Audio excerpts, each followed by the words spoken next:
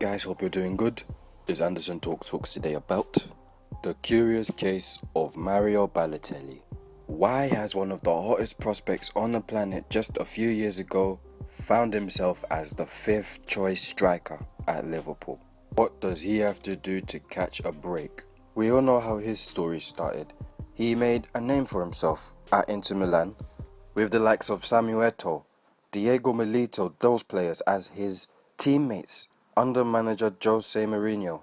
But then many stories had surfaced that his poor attitude to football and his poor work ethic and his supposed difficulty to be coached was not a good look for him. He was out the door. And Roberto Mancini of Manchester City, who was one of Mario's previous managers at Inter, who felt he could get the best out of him, took a punt and brought him over to Manchester. He showed great promise. He gave the assist for Aguero to score that crucial goal to win them their first league in 42 years.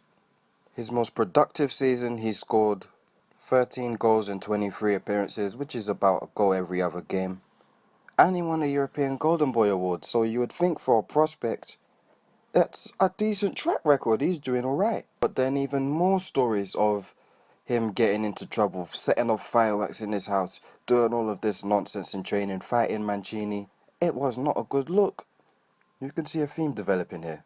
He was then sold in 2013 to his favourite club AC Milan. And if you remember that January onwards when he signed, he was moving mental. He was catching bodies, 12 goals in 13 appearances. Him and El Shaarawy were doing a madness. He was doing so well, in fact, that he looked to have been a totally different player to the one he was at Manchester City. Which is why after the sale of Luis Suarez, Liverpool took that 16 million punt, which obviously we know how that went. Brendan Rodgers lost his job.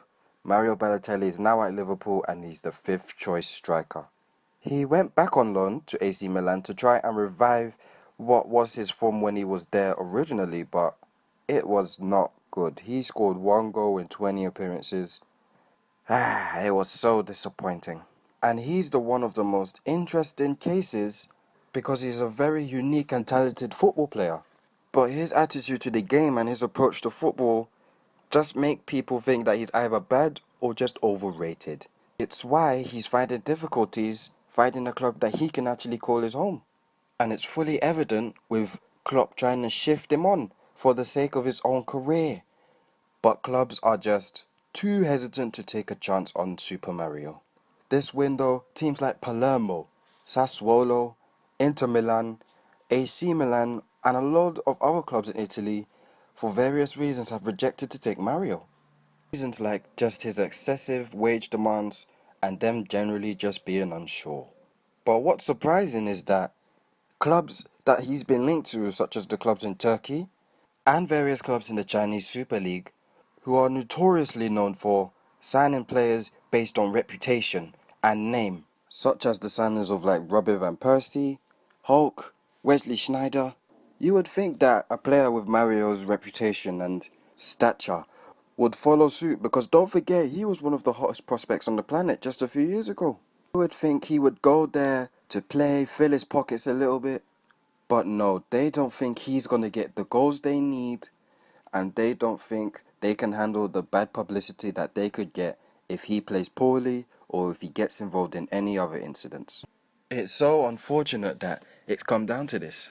Because if you remember that Euro 2012, when his 2 goals powered Italy to the finals, his celebration, everything was going viral, the memes. Then they got to the final and got smacked 4-0. And you can see how distraught he was on his face. That day, him as well as all the other Italy fans could not hold the tears.